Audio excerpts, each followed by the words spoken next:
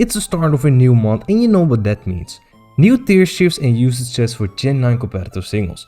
And let me tell you, we have some of the craziest tier shifts we have ever seen. Toxapex, a defensive monster in Gen 7 and Gen 8, dropped to UU for the first time ever, as it could not keep up with the increased competition after losing Scald and Knockoff. That's not all. We have a lot of insane drops from UU to RU, like OU staples from the past, Rotom, Wash and Manaphy, which is absolutely ridiculous.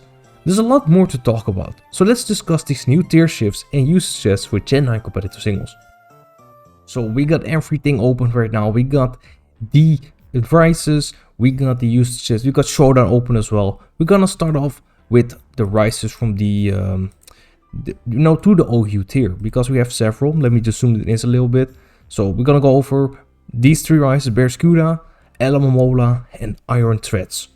So Alomomola rose to OU for the second time in this generation, and it's basically because stall is quite good right now. I mean, offense, hyper offense is very good, and kind of when that playstyle becomes great, stall also becomes great. And Alomomola is just a great Pokemon on stall. What you might have noticed is we got one bulky water with Regenerator rising up, but we got another that literally rose down, Toxapex right here. Alomomola has basically took the spot of Toxapex that Toxapex had on stall teams in previous generations, because it just provides more utility with not only having Scald, which Toxapex lacks, but also having that flip turn plus wish support, which is just great. You know, it has that very slow flip turn, basically gets a free wish off on anything that switches in, not to mention regenning itself too. And now, you know, Ogerpon Wellspring is also less common, which means this Pokemon is not completely walled by it or doesn't have to run some gimmicky acrobatic set. So that's Alomomola. Also, Alomomola was featured on a stall team that reached number 2 on the ladder. I literally just made a video about it. If you have not checked it out already, it features a Poison, Sting, Bulldoze, Clodsire, which I think is very cool. So that Alomomola was featured on that team as well. It is a sample team, so that also explains the usage of Alomomola. Iron Threads and Barraskewda have basically rose up for the same reason. They are great Pokemon on rain teams, and rain teams have become a lot better with the DLC. Now, if you would look at what those teams have gained with the DLC, first of all, number 3 right here, we're going to talk about it in a little bit as well. But number 3, Raging Bolt, a great Pokemon on rain team with accurate thunders and weather ball coverage, but boost energy leftovers. This Pokemon is extremely strong. Not to mention number 13, the best addition Arena's gotten, Archaladon. This solves a lot of rain problems. For example, it can counter Rillaboom and Ogerpon Wellspring, 2 very problematic Pokemon for rain teams, especially Ogerpon Wellspring, which can basically shut down rain teams on its own. Not to mention, it is also a very good check to King Gambit, another very problematic Pokemon for rain teams, and the number 1 Pokemon in the tier, right? So having a Pokemon that can, cover the weaknesses of those rain teams is just great to have.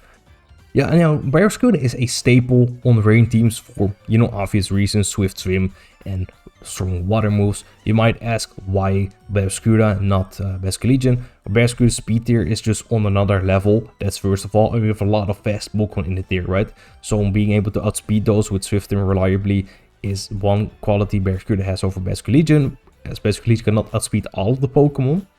And this Pokemon is just more durable. It has Liquidation. It doesn't have Wave Crash, but Basculegion just wears itself down with Wave Crash. It can use Liquidation, of course, but it's just not as strong as Barraskewda anymore. So there's no reason to use it in that case.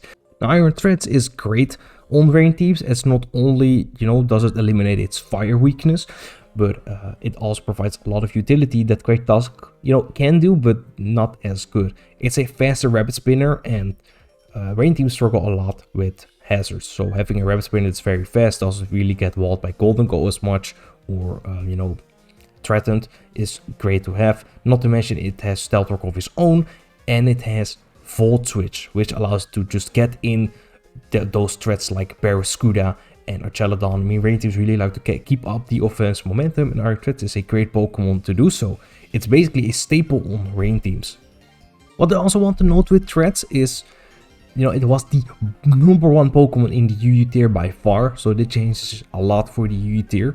And if you look at the usage stats, it is number 25. It really went from no one in this tier to number 25, which is insane.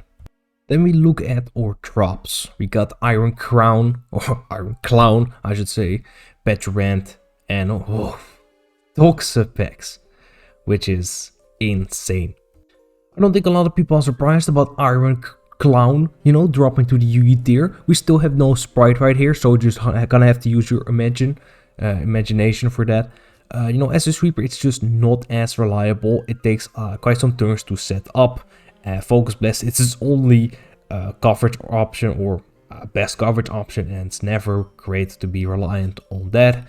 Doesn't appreciate Golden Goal also being as good as it is, and it really faces a lot of competition from Latias as a stored power, Calm Mind, Agility, Sweeper as well. And I think that Pokemon is better than this one, because, you know, it's just much faster and it has some very good bulk. And since it is so fast, it can afford to put more EVs in its bulk. Whereas with this Pokemon, you're really forced to put it in speed. And you know, Latias is always weird. You know, you also had the Psychic Terrain sets, but Psychic Terrain is just not very common in the metagame right now, especially with Rillaboom being, you know, everywhere and can basically shut down that entire playstyle by just switching in, which makes this not very reliable as a Pokemon. I mean, also for Iron Crown, there's just a lot more broken Pokemon around that are way more reliable than this. Not to mention Amnesia Clodsire, which has been quite common as of late. I mean, just saying, we talked about that in that video. The same one with the Alomomola. It features the Poison Sting, Bulldoze, Amnesia, Clodsire. With Terra Dark, Terra Steel, it can easily shut down Iron Crown. So, I mean, why would I use this when I can use something else? Then we have Petrant. I mean, Petrant, I don't think anyone expected this to stay OU. The new Pokemon, of course, that pulled up. You know, it's a very gimmicky Pokemon, and a very niche one at that. The biggest problem with this Pokemon, it has no way to touch steel types. Most notably, the #1 Pokemon in the tier, Kingambit, completely walled by steel types. It has Parting Shot, which it can use, but you know, when your whole gimmick is this move and Poison Puppeteer, and you know, there are a lot of Pokemon, especially common Pokemon, that can switch into that and shut it down, it becomes very unreliable. Not really a lot to say about this Pokemon. We have Toxapex. I mean, I think this was coming a long time.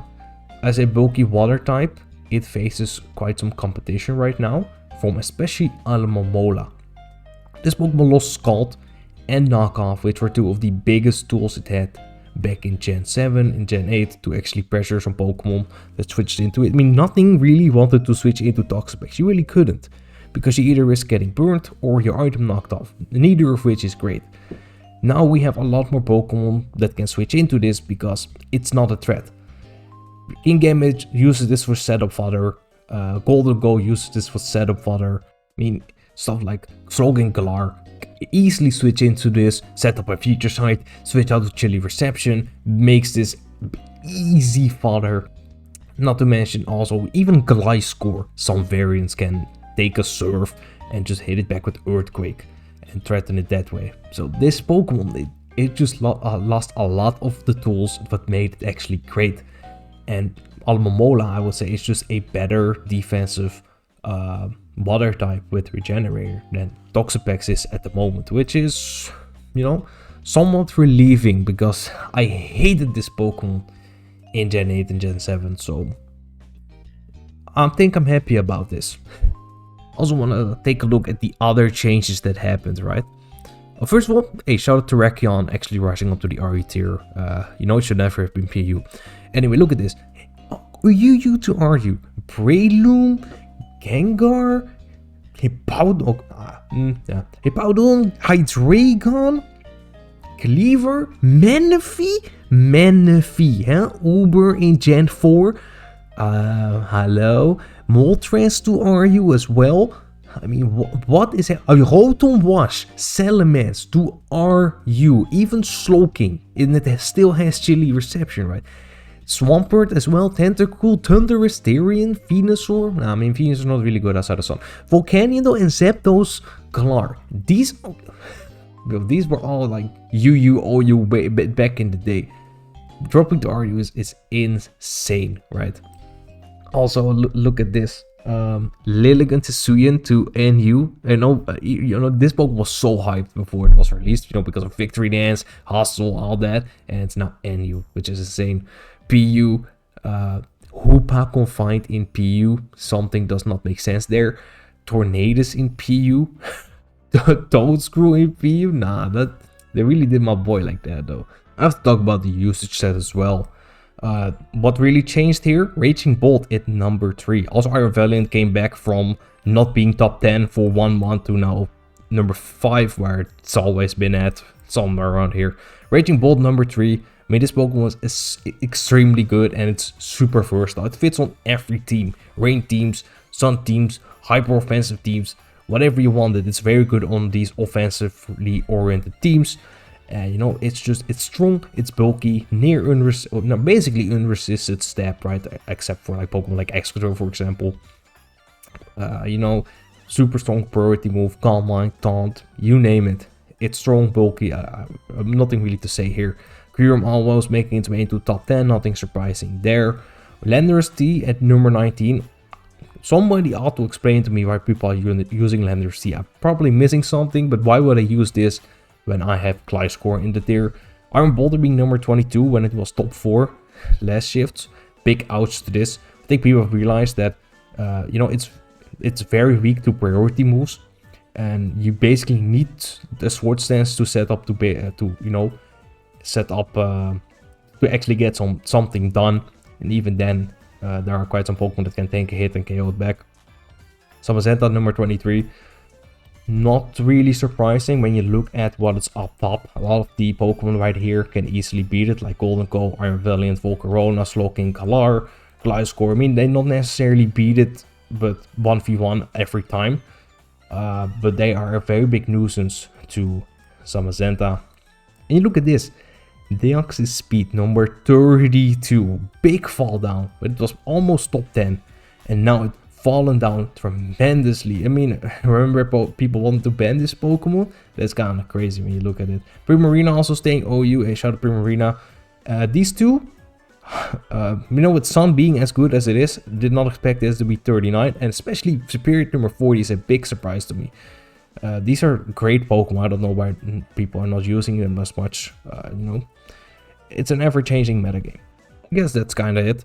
Let me know your thoughts about these crazy tier shifts. The usage stats. What really stands out to you? Because there's a lot of you know, stuff right here. It's almost a dream. But yeah, let me know your thoughts. Thank you for watching, and I'll see you next time.